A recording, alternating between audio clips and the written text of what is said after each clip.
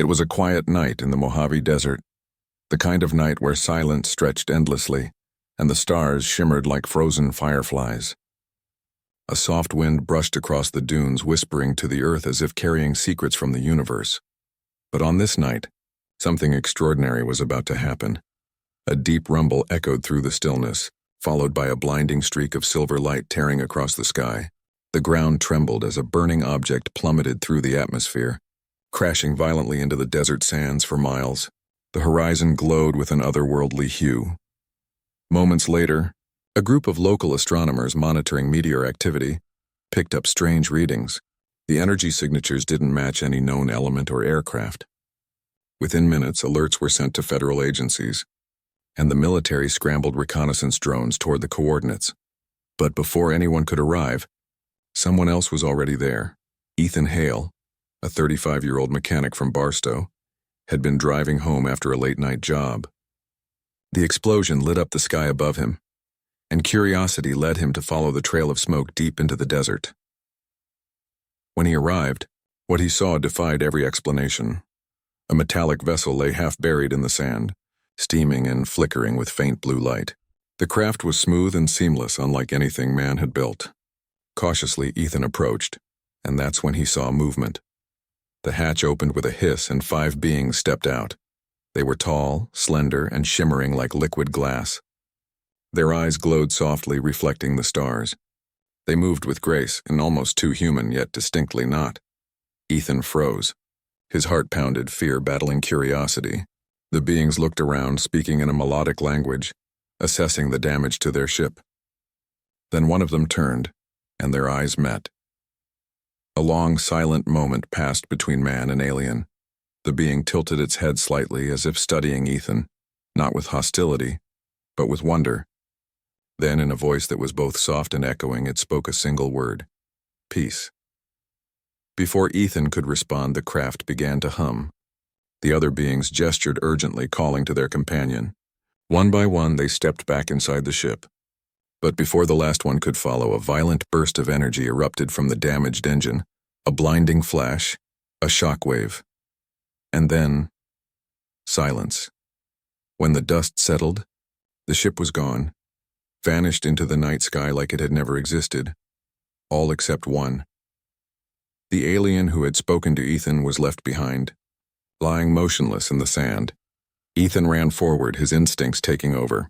The creature was alive but weak, its breathing shallow, its skin dimming from silver to pale gray.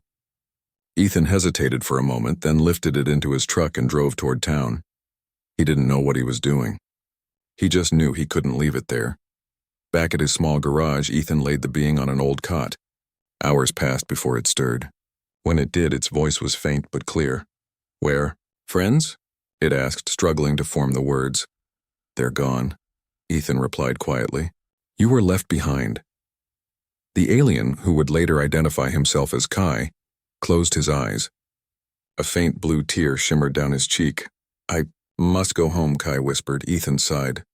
"Yeah, well, first you're gonna have to survive Earth."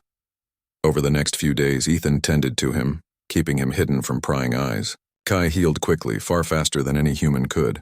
He was fascinated by everything.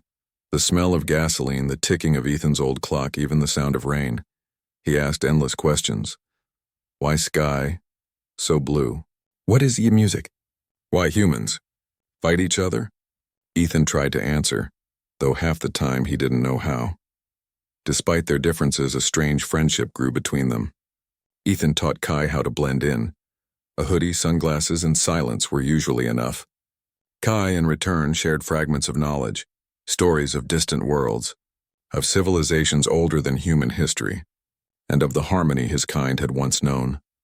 But it wasn't long before the outside world began closing in. A few miles away, the U.S. military had set up a perimeter around the crash site. Colonel Mason Thorne, head of a covert extraterrestrial response division, arrived to oversee the operation. His team recovered faint energy readings and traces of technology that defied known physics.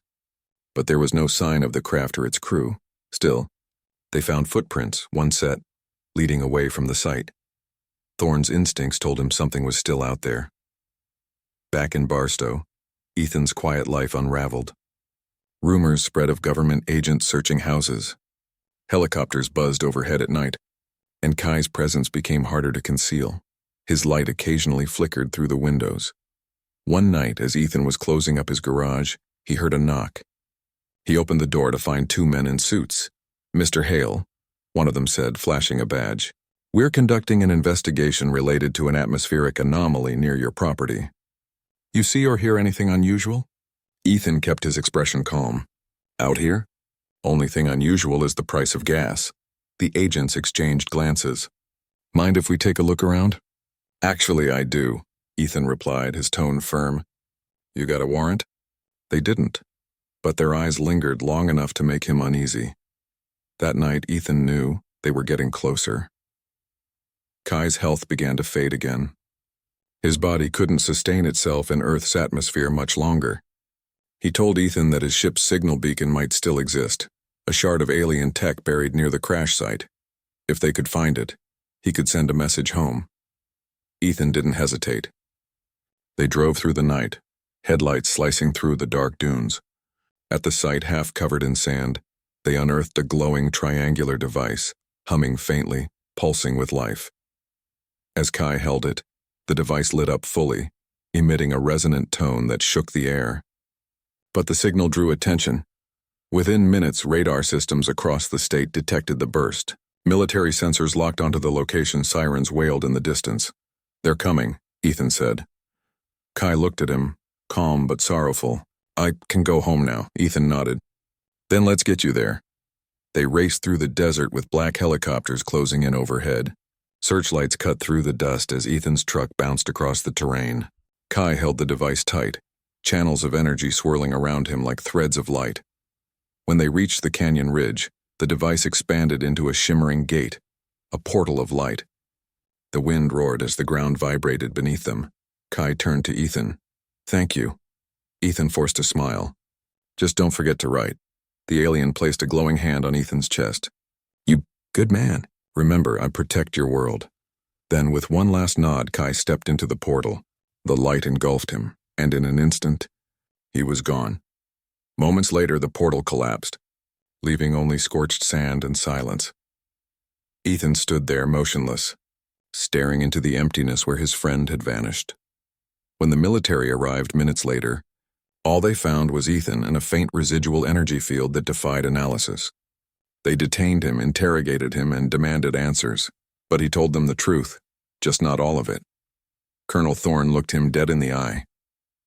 "You helped it escape, didn't you?" Ethan met his gaze. "I helped someone go home," Thorne frowned. "You don't realize what you've done. If they come back, we won't be ready." Ethan's response was quiet but steady. "Maybe you should stop preparing for war and start preparing for peace." Thorne said nothing. Weeks passed. The government covered up the event, calling it a meteorological anomaly. Conspiracy theorists exploded online, some swearing they'd seen lights over the desert. The story eventually faded into another unsolved mystery, but Ethan never forgot. He went back to his life, fixing engines, drinking coffee alone at sunrise, but everything felt different. Sometimes at night he'd look up at the stars and whisper, "Hope you made it, Kai." Then one evening he found the shard, the one piece of alien tech Kai had left behind. It hummed softly in his palm. When he placed it on his workbench, a faint projection appeared, Kai's face blurred but unmistakable. "Ethan," it said, "made it home. Grateful for you. Protect your world. You are its guardian now." The hologram flickered and disappeared. Ethan stood there in silence, a single tear tracing his dusty cheek. "Goodbye, my friend," he whispered. Months later, a small signal was detected by an observatory in Chile. It lasted less than a second, structured, intelligent, and repeating one name, Ethanhale. Then it vanished into the void. Ethan, meanwhile, continued his quiet life. But one evening, as he sat on the same ridge where he'd said goodbye, a light streaked across the night sky, bright and steady. It wasn't a shooting star. It moved deliberately, and for a brief moment slowed as if to look down. The shard in Ethan's pocket began to hum again. He smiled, whispering to the sky, "Yeah, I see you." And for the first time in a long while, he felt peace. Far beyond Earth, on a distant planet with 2 moons, Kai stood beneath a sky of liquid silver. He gazed at the stars, one star in particular, and smiled. "Until paths meet again," he whispered, and somewhere light years away, Ethan Hale looked up at that same star. 2 souls from different worlds, connected forever by compassion, courage, and the unspoken truth that even across galaxies, kindness is universal.